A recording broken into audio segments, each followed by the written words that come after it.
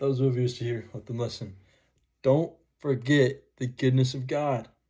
Don't ever forget it, okay? So look at John 8, verses 31 through 33, okay? So in 31 and 32, Jesus has a banger of a quote. He says, if you are, Jesus is talking to the Pharisees, and the Jews is talking to this crowd, right, as he usually does.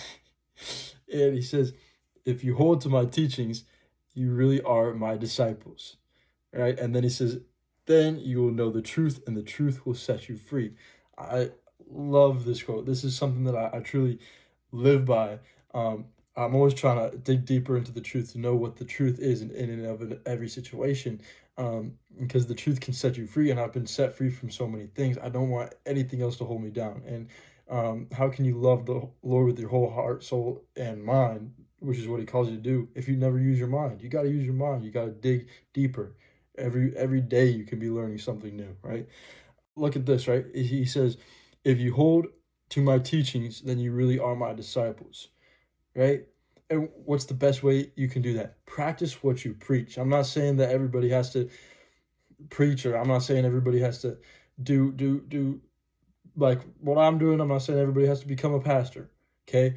For the most part, you shouldn't, and it even says that in the Bible, right?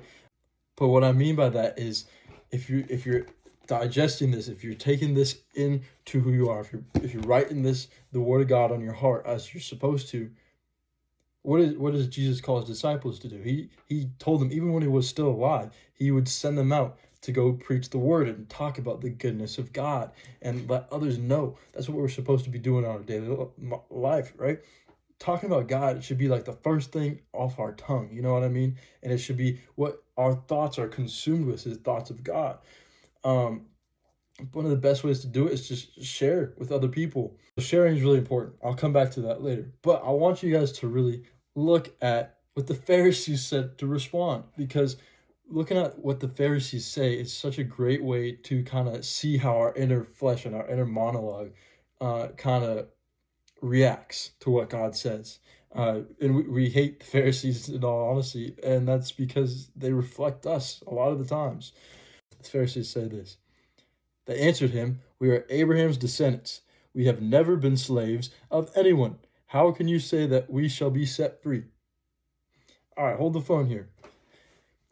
They say, we've never been slaves. Okay, sure, these people haven't. The Pharisees, they were well off. They were rich. They were extorting the people and taking tax money. So they've always been well off. But they say we're descendants of Abraham.